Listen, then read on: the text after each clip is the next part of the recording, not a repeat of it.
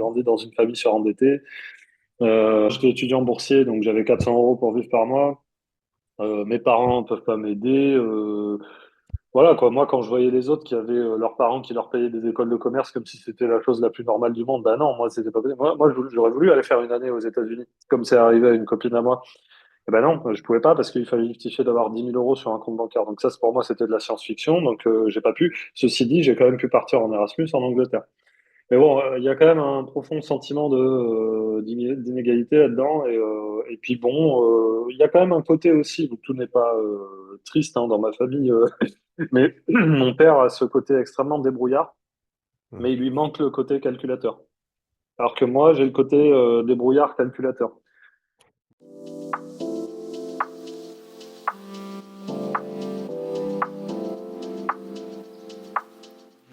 Mes parents sont handicapés. Ma mère est aveugle, mon père est malvoyant.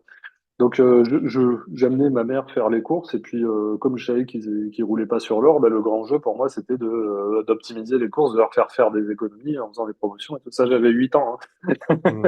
Hmm. Et du coup, j'ai toujours été fan de regarder un petit peu les cartes de fidélité, les parrainages et compagnie.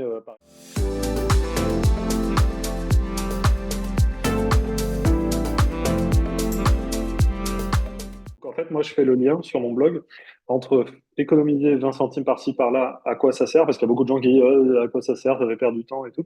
Moi, mon but, c'est de trouver des astuces qui sont le meilleur rapport embêtement-prix, donc le meilleur moyen de faire des économies sans trop se fatiguer. Et cet argent-là, ces petits centimes après, ils peuvent aller sur un livret A, et puis au bout d'un moment, il y a 100 euros, il y a 500 euros, je sais pas. On peut acheter des ETF, investir en bourse. On peut se constituer un apport pour acheter un appartement pour le mettre en location. Ce que j'ai fait dès que j'étais en CDI confirmé, j'ai fait ça. Donc en fait, ça c'est un peu la partie qui manque parce que ma cible, bon, bah, je la connais maintenant. Elle est pas si intéressée que ça par la partie investissement. Et c'est bien dommage parce qu'il y a un truc à comprendre avec l'argent et les bons plans, c'est que c'est pas, en fait, il faut pas chercher à faire des économies, il faut surtout chercher à gagner plus. Faire des économies, c'est bien quand ça permet de dégager 200 euros par mois qui peuvent être mis à disposition pour investir ailleurs sur une vision de long terme, c'est bien. Mais bon, si on se focalise là-dessus, on dépense trop d'énergie. Si on dépensait la même énergie à vouloir gagner un peu plus, ce serait plus efficace.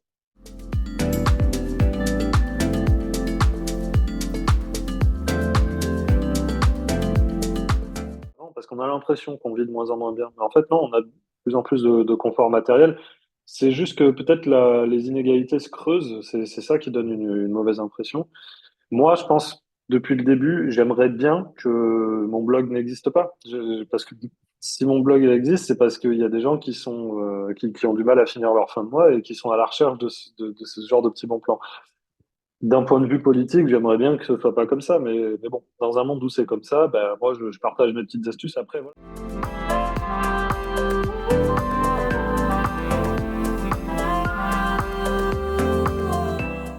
Il faut jamais que la radinerie l'emporte sur le côté social. C'est juste ça. Il faut pas être désagréable auprès des autres parce qu'on veut économiser de l'argent. Donc moi, avec moi-même, il n'y a pas de souci. Je suis une grosse pince. Ouais, si j'ai envie d'économiser quelques centimes, je le fais. Mais il faut pas que ce soit aux dépens des amis ou autres. Parce que sinon, ça sert à quoi d'économiser de l'argent? Pourquoi est-ce qu'on veut récupérer plus d'argent? Parce qu'on se dit qu'on va être plus heureux.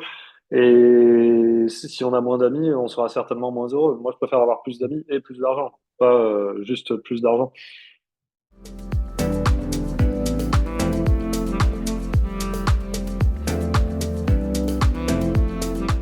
Oui, alors ça fait partie de mes revenus. Moi, après, j'ai d'autres revenus que j'ai développés Hmm. à côté, notamment sur l'immobilier, D'accord. où j'ai où j'ai utilisé ma capacité d'emprunt pour emprunter de l'argent pour acheter de l'immobilier. Après, le blog, oui, le blog me rapporte de l'argent, bien évidemment.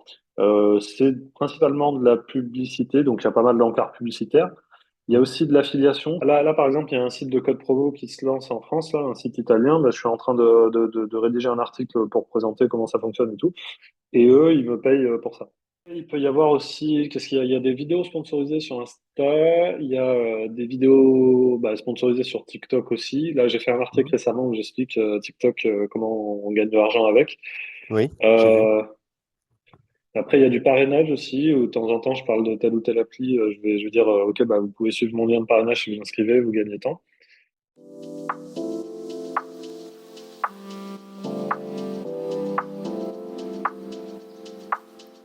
Je suis un peu un courtier en bon plan.